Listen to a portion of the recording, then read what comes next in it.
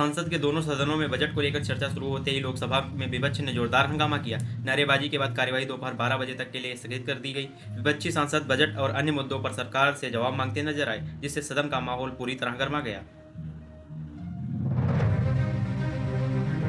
संसद के मकर द्वार पर कांग्रेस के निलंबित सांसदों ने अमेरिका के साथ प्रस्तावित ट्रेड डील को लेकर प्रदर्शन किया। सांसद नए पोस्टरों के साथ नजर आए, जिन पर ट्रेड डील की जगह ट्रैप डील लिखा था। कांग्रेस नेताओं ने सरकार पर देशहित से समझौता करने का आरोप लगाया। राष्ट्रपति के अभिभाषण पर धन्यवाद प्रस्ताव के दौरान प्रधानमंत्री नरेंद्र मोदी ने कांग्रेस पर तीखा हमला बोला। पीएम ने कहा कि मोहब्बत की दुकान वाले उनकी कब्र खोदना चाहते हैं। साथ ही गांधी नेहरू परिवार पर गांधी सरेनम को लेकर कटाक्ष किया।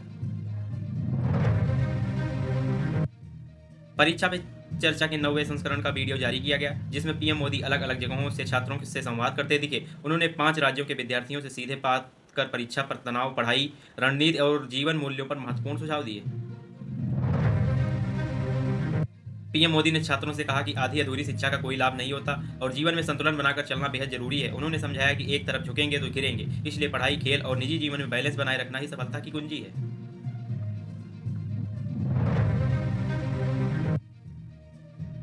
समाजवादी पार्टी प्रमुख अखिलेश यादव ने पीडीए समाज को लेकर ट्वीट करते हुए कहा कि अब देश भर में पीडीए का परचम लहराया जाएगा। उन्होंने दावा किया कि अब तक दूसरों की सरकार बनी, लेकिन आने वाले समय में अपनी पीडीए सरकार बनाई जाएगी। मध्य प्रदेश के सीहोर में मोहन सरकार के मंत्री करण सिंह वर्मा ने कार्यक्रम में न आने वाली लाडली बहनों के नाम योजना से काटने की चेतावनी दी। इस बयान पर कांग्रेस नेता उमंग सिंघार ने पलटवार करते हुए इसे महिला विरोधी और सत्ता का दुरुपयोग बताया। मनोज वाजपेयी की वेब सीरीज घूमखोर पंडित रिलीज के पहले ही विवादों में घिर गई है। लखनऊ के हजरतगंज थाने में एफआईआर दर्ज की गई। आरोप है कि सीरीज के सामाजिक सौहार्द बिगाड़ने की कोशिश हुई, जिस पर पुलिस ने कार्रवाई शुरू की।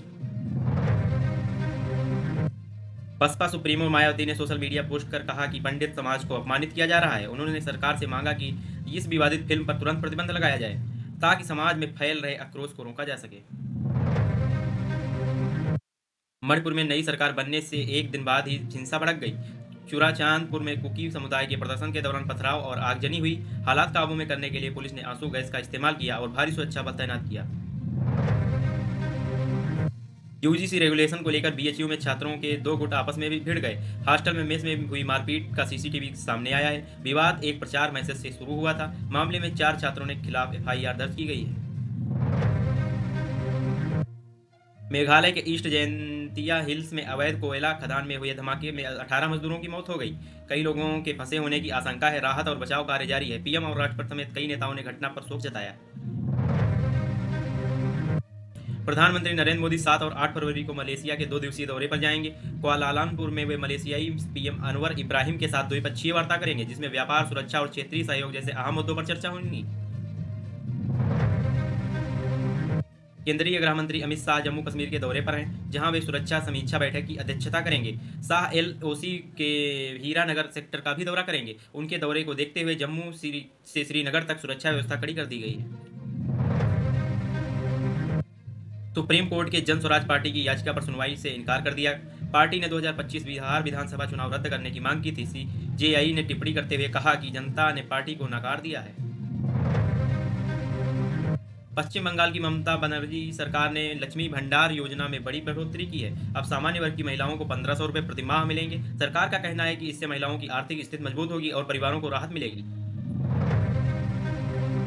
सुप्रीम कोर्ट के सुपरटेक के फ्लैट पर खरीदारों को बड़ी राहत दी गई है। दिल्ली एनसीआर के 16 प्रोजेक्ट एनबीसी को सौंपने के आदेश दिए गए हैं। करीब 51,000 प्रभावित परिवारों को अगले 2 वर्षों में घर मिलने की उम्मीद जगी है। यूपी के शामली में 500 रुपये के इनामी बदमाश रिहान पुलिस एनकाउंटर में मारा गया। एनकाउंटर के कुछ घंटे पहले ही उसने लूट की वारदात को अंजाम दिया था। पुलिस ने मौके पर पिस्टल और कारतूस बरामद किए हैं। मध्य प्रदेश के नीमच में मधुमक्खियों ने हमले के दौरान बच्चों को बचाने वाली कंचनबाई मेघावल की इलाज के दौरान मौत हो गई। उन्होंने करीब 20 बच्चों को सुरक्षित किया था। मुख्यमंत्री ने उनके परिवार को 4 लाख रुपए की सहायता देने की घोषणा की है।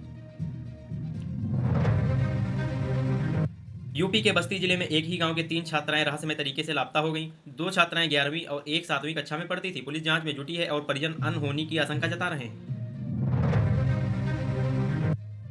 राजस्थान के श्री गंगानगर में हुए आशीष हत्याकांड का पुलिस ने खुलासा कर दिया है। पत्नी अंजलि और उनके प्रेमी ने दोस्तों के साथ मिलकर हत्या की थी। दोनों की 3 महीने से पहले शादी हुई थी, जिससे मामला और सनसनीखेज बना हुआ था।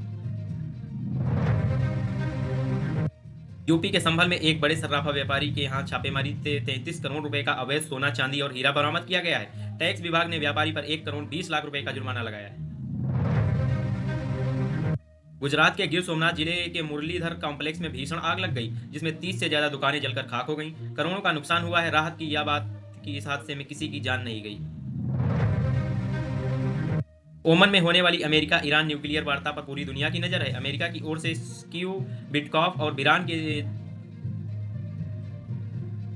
ओमान में होने वाली अमेरिका ईरान न्यूक्लियर वार्ता पर पूरी दुनिया की नजर है। अमेरिका की ओर से स्टीव विटकॉफ और ईरान के विदेश मंत्री अब्बास अराक्ची की मुलाकात होगी। इस बातचीत के वो वैश्विक सुरक्षा के लिहाज से बेहद अहम माना जा रहा है।